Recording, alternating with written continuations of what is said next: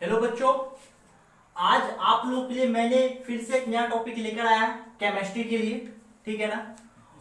ये टॉपिक काफी इंपॉर्टेंट है क्योंकि केमिस्ट्री में पढ़ना है और फिजिक्स में भी पढ़ना है।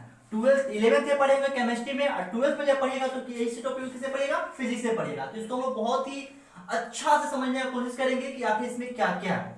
टॉपिक है आपका Niels Bohr model of atom. Niels Bohr का परमाणु सिद्धांत, है ना। नील्स बोर का परमाणु सिद्धांत काफी महत्व रखता है केमिस्ट्री में भी और फिजिक्स में भी। ठीक है ना। महत्व इसलिए रखता है क्योंकि ये जो आपका टॉपिक है ये काफी हद तक सही है परमाणु के लिए। इसका भी कुछ गलतियां हैं, लिमिटेशन इसका भी है, लेकिन ये कुछ हद तक क्या है, सही है। ठीक है ना। क्योंकि पहला सिद्धांत आया था डाल्टन का, वो गलत हुआ। आया रदरफोर्ड, तो उसका आया टॉमसन का, गलत हुआ। फिर आया रदरफोर्ड का, वो भी क्या हो गया, गलत हो गया। लेकिन अभी तक जो सही माना गया वो किसका माना गया, नील्स बोर का। लेकिन ये भी 100% सही नहीं है, सही है ना, लेकिन 100% नहीं है। इसका भी क्या है, लिमिटेशन। तो लिमिटेशन की बात हम लोग अभी नहीं कर रहे हैं, हम लोग बात किससे कर रहे हैं कि नील्स बोर का परमाणु जो सिद्धांत है या नमूना है वह क्या क्या है, कैसा उनका मॉडल है परमाणु का, उस पर हम डिस्कस करते हैं। ठीक है ना। तो बात करते हैं नील्स बोर का परमाणु मॉडल। तो नील्स बोर का परमाणु मॉडल अगर देखा जाए तो 4 टॉपिक पे निर्भर करता है। कितने टॉपिक पे, केवल 4 टॉपिक पे। कितने टॉपिक पे, 4 टॉपिक पे। यानी कि इनका जो टॉपिक है वह 4 से संबंधित है। पहला होता है सर्टेन ऑर्बिट कॉन्सेप्ट, ठीक है। दूसरा होता है आपका सर्टेन एनर्जी कॉन्सेप्ट, और तीसरा होता है आपका सर्टेन एंगुलर मोमेंटम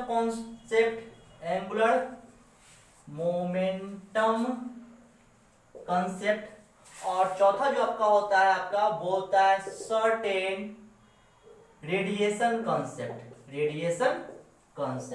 यही 4 टॉपिक पे कौन डिपेंड करता है, नील्स बोर का एटॉमिक मॉडल। ठीक है ना।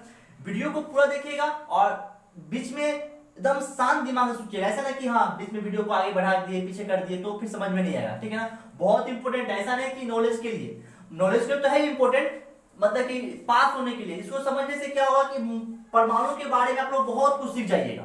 ठीक है ना। तो वीडियो को अच्छा से देखिएगा, ध्यान से, थोड़ा सा भी हल्ला गुल्ला नहीं, एकदम साइलेंट मोड में देखिएगा। तो 4 टॉपिक हो गया। पहले हम लोग बात करेंगे सर्टेन ऑर्बिट कॉन्सेप्ट क्या होता है, एनर्जी कॉन्सेप्ट क्या होता है, एंगुलर मोमेंटम कॉन्सेप्ट क्या होता है, रेडिएशन कॉन्सेप्ट क्या होता है। तो पहले आप लोग इसको जल्दी से नोट कर लीजिए। तो पहले बात करते हैं सर्टेन ऑर्बिट कॉन्सेप्ट, इसको बोलते हैं निश्चित कक्षा सिद्धांत। ठीक है। अब ये कॉन्सेप्ट क्या है, तो नील्स बोर साहब का कहना हुआ, पहले आप लोग लिख लीजिए, पहले हेडिंग कर लीजिए, जल्दी से लिख लीजिए, लिखिए तो जल्दी से लिखिए। परमाणु में इलेक्ट्रॉन नाभिक के चारों तरफ निश्चित वृत्ताकार पथ में चक्कर लगाती है, जिसे ऑर्बिट या सेल या कक्षा कहा जाता है। हो गया। देखिए ये कक्षा काल्पनिक वृत्ताकार पथ होती है जिसकी संख्या अनंत हो सकती है। हो गया, इतना बात देख लीजिए। अब देखिए नील्स बोर साहब ने क्या बोला। नील्स बोर साहब ने कहा कि ये मान लीजिए नाभिक है, इसके चारों तरफ क्या कर रहा है, इलेक्ट्रॉन चक्कर लगा रहा है, और जो चक्कर लगाएगा ना वो कहां लगाएगा, निश्चित वृत्ताकार पथ में। ये निश्चित करने का मतलब ये हुआ एकदम अपना अपना वृत्ताकार पथ। इसी पथ में क्या होता है, इलेक्ट्रॉन चक्कर लगाते रहता है, मतलब घूमते रहता है। ठीक है। फिर इस कक्षा का मतलब इस ऑर्बिट का नाम भी उन्होंने बताया KLMN। ठीक है ना। यानी कि ये आपका हुआ फर्स्ट ऑर्बिट, ये आपका हुआ सेकेंड ऑर्बिट, ये आपका हुआ थर्ड ऑर्बिट, और ये आपका हुआ फोर्थ ऑर्बिट। ये 4 कक्षा हुआ। ठीक है। अब बोले ऐसा 4 होगा, नहीं, कक्षा क्या हो सकती है, अनंत संख्या में हो सकता है। जितना इलेक्ट्रॉन बढ़ेगा उतना कक्षा की संख्या बढ़ते जाएगा।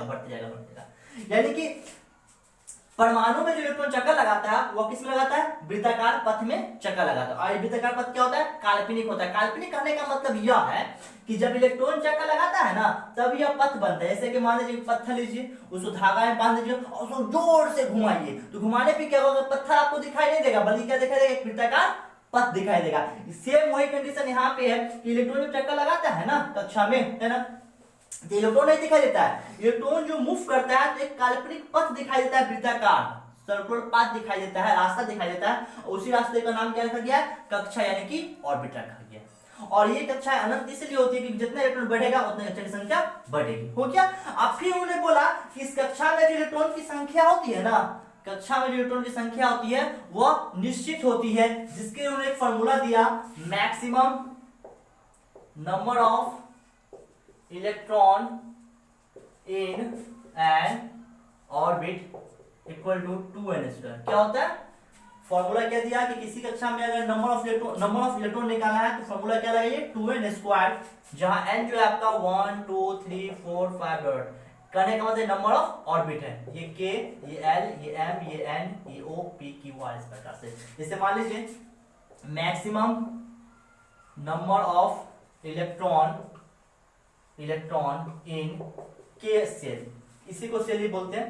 तो क्या होता है? k मतलब फर्स्ट ऑर्बिट यानी फर्स्ट सेल, 2 × 1 का स्क्वायर यानी 2 electron. Maximum number of electron in k के बाद क्या होता है? l सेल, 2 × 2 का स्क्वायर, 2 का 4, 4 दूना 8 इलेक्ट्रॉन। फिर maximum number of electron in m shell, 2 × 3 का स्क्वायर, 3 का 16 दूना 18 electron. Maximum number of electron in n shell, तो 2 × 4 का स्क्वायर, 4 × 16 दूना 32 इलेक्ट्रॉन। ठीक है ना? ये यानी जितना भी मैंने बात बताया ये किसके तहत बताया?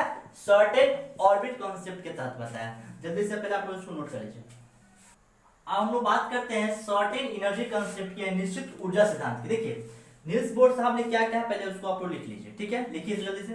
देखिए किसी कक्षा में चक्कर लगा रहे है ना इलेक्ट्रॉन का ऊर्जा निश्चित होता है, निश्चित करने के बाद घटता है ना बढ़ता है, निश्चित होता है, हो गया। और यह ऊर्जा कक्षाओं की संख्या तथा नाभिक के धन आवेश पर निर्भर करता है। लिख लिए। अब बात समझिए यहाँ पे। देखिए नील्स बोर ने फिर क्या बोला कि देखिए अगर जो इलेक्ट्रॉन जो चक्कर लगा रहा है किसी ऑर्बिट में, जो इलेक्ट्रॉन मूव कर रहा है ना, वो जो इलेक्ट्रॉन का एनर्जी होता है ना वो फिक्स्ड होता है, ना घटता है ना बढ़ता है। नील्स बोर महाशय का कहना हुआ कि अगर किसी ऑर्बिट में अगर इलेक्ट्रॉन चक्कर लगा रहा है तो उसका एनर्जी क्या होता है? फिक्स्ड होता है। फिक्स्ड मतलब ना घटेगा ना बढ़ेगा, है ना। और वह डिपेंड किस पे करेगा? यानी कि इस ऑर्बिट पे डिपेंड करेगा, और जो नाभिक है, नाभिक में जो पॉजिटिव है उस पे डिपेंड करेगा। ये नाभिक हुआ ना, नाभिक में जो पॉजिटिव पार्ट है, पॉजिटिव पार्टिकल है ना, मतलब जो प्रोटॉन है उस पे डिपेंड करेगा, और जो कक्षा है ऑर्बिट उस पे डिपेंड करेगा, कक्षाओं की संख्या पे। इसको हम जेड से इंडिकेट करते हैं, इसको किससे इंडिकेट करते हैं? एन से। तो इसके लिए उन्होंने एक फॉर्मूला ही बताया है ना, ई एन एच, मतलब nवें कक्षा में इलेक्ट्रॉन की ऊर्जा -2 pi square E4 m z square by n square into h square. ये फॉर्मूला किसने दिया है? नील्स बोर ने दिया है। इसको हम लोग प्रूफ भी करेंगे क्योंकि ये 5 नंबर में पूछता भी है। ठीक है ना। अगर यहाँ पे देखा जाए तो -2 pi square E4 m by h square into z square by n square, क्योंकि ये सब क्या है? कांस्टेंट है। Pi constant 3.14, electron constant, electron का चार्ज -1.6 10 की power -19 coulomb, mass of electron 9.1 10 की पावर -31 केजी, प्लांक नियतांक 6.62 10 की पावर -34। अगर सब कांस्टेंट का वैल्यू आप पुट कीजिएगा इसका वैल्यू आएगा 13.6 माइनस में into z square by n square. ठीक है, इलेक्ट्रॉन वोल्ट पर एटम इसका मात्रक होगा यानी यूनिट होगा। ये वैल्यू आएगा किसमें? nवें कक्षा में चक्कर लगाने इलेक्ट्रॉन की ऊर्जा, energy of an electron in nth orbit, मतलब nवें कक्षा में। मतलब अगर आपको पता है n का वैल्यू, z का वैल्यू यहाँ पे पुट कीजिए, अपना आराम से आपका ऊर्जा मिल जाएगा। फर्स्ट ऑर्बिट का निकालना n का मान 1, सेकंड का निकालना n का मान 2, थर्ड का निकालना n का मान 3, पुट करते जाइए, एनर्जी आपका निकलते जाएगा। तो ये क्या हुआ आपका एनर्जी कांसेप्ट। जल्दी से इसको नोट कीजिए। देखिए अब हम लोग बात करते हैं certain angular momentum concept. Angular momentum मतलब कोणीय संवेग। एंगुलर मोमेंटम में क्या बोला उन्होंने? जब इलेक्ट्रॉन चक्कर लगाता है ना किसी कक्षा में तो उसका जो कोणीय संवेग होता है वह h/2 पाई या nh/2 कर दीजिए, h/2 पाई nh/2 पाई का साधारण गुणज होता है। तो पहले आप लोग लिख लीजिए, लिखिए जल्दी से। देखिए किसी कक्षा में चक्कर लगा रहे इलेक्ट्रॉन का कोणीय संवेग है ना निश्चित होता है जो nh/2 पाई का साधारण गुणज है। हो गया। यानी उनका कहना हुआ कि जब किसी कक्षा में इलेक्ट्रॉन चक्कर लगाता है ना, मूव करता है, तो उसका कोणीय संवेग जो होता है ना वह निश्चित होता है, और उसका जो वैल्यू होता है मैं यहाँ पे लिख देता हूं, angular momentum of electron, MVR इसको बोलते हैं। क्या बोलते हैं? MVR। क्या होता है? NH/2π। अब बोले सर NH/2π क्या मतलब? तो H प्लांक नियतांक है, पाई मतलब जान दो 3.14, N क्या है? नंबर ऑफ ऑर्बिट, मतलब 1 2 3 4 जो भी है वो।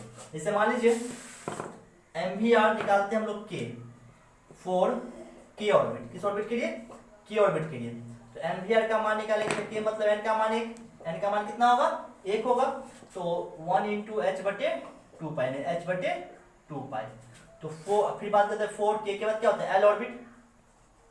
तो MVR जब इसका हम निकालेंगे तो L के लिए 2 ना होता है, N का मान 2, तो 2H/2π, 2 से 2 कैंसिल, क्या बचेगा? H/π। अगर मान लीजिए 4 L के बाद M ऑर्बिट, ठीक है, तो N का मान कितना होगा? 3। तो MVR का मान निकालेंगे तो 3H/में कितना होगा? 2π, डिवाइड करेंगे तो कितना होगा? 1.5 H/π। इस प्रकार से हम लोग आगे भी निकाल सकते हैं। जल्दी से इसको नोट कीजिए। देखिए अब बात क्या करते हैं, चौथा है, लास्ट कंसेप्ट आपका है बोर का निश्चित विकिरण सिद्धांत। देखिए जब कोई इलेक्ट्रॉन किसी कक्षा में चक्कर लगाता है ना, तो उसकी एनर्जी क्या होती है? फिक्स्ड होती है, ना घटती है ना बढ़ती है, मतलब नियत होती है, निश्चित होती है।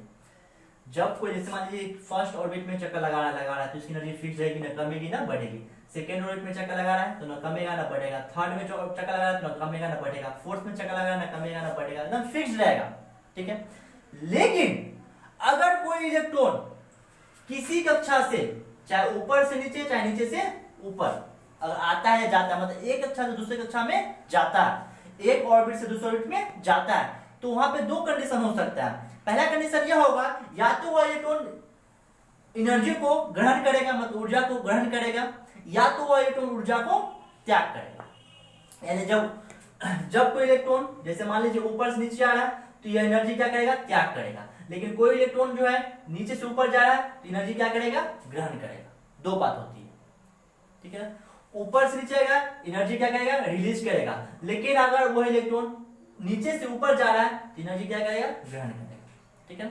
तो आपको बस ये ध्यान रखना है कि जब कोई इलेक्ट्रॉन किसी कक्षा में है तो उसकी एनर्जी क्या है? फिक्स्ड है, ना कमेगा ना बढ़ेगा। लेकिन जब वही इलेक्ट्रॉन किसी ऑर्बिट से, मतलब ऊपर से नीचे चाहे नीचे से ऊपर जाता है, तो या तो ऊर्जा जो है त्याग करेगा, या ऊर्जा क्या करेगा? ग्रहण करेगा, ठीक है। तो इस बात को लिख लीजिए आप जल्दी से, लिखिए जल्दी से, ठीक है। जब कोई इलेक्ट्रॉन किसी कक्षा में चक्कर लगाती है तो उसकी ऊर्जा निश्चित होती है, परंतु जब वह इलेक्ट्रॉन एक ऑर्बिट से दूसरी ऑर्बिट में जाती है तो या तो वह ऊर्जा ग्रहण करती है या ऊर्जा त्याग करती है, ठीक है। तो ये मैंने आप लोगों को बता दिया एनर्जी का कंसेप्ट, रेडिएशन का कंसेप्ट, ऑर्बिट का कंसेप्ट, एंगुलर मोमेंटम का कंसेप्ट, है ना। सारा कंसेप्ट जो नील्स बोर का था, जो इंपॉर्टेंट है, इंपॉर्टेंट क्या सारा मैंने बता दिया। यही 4 कंसेप्ट पे नील्स बोर का एटॉमिक मॉडल एक्सप्लेन किया जाता है। अगर वीडियो आपको समझ में आया, अच्छा लगा, तो चैनल को सब्सक्राइब कीजिए और वीडियो को हो सके तो ज्यादा से ज्यादा तक अपने दोस्तों के बीच शेयर कीजिए, ठीक है। धन्यवाद।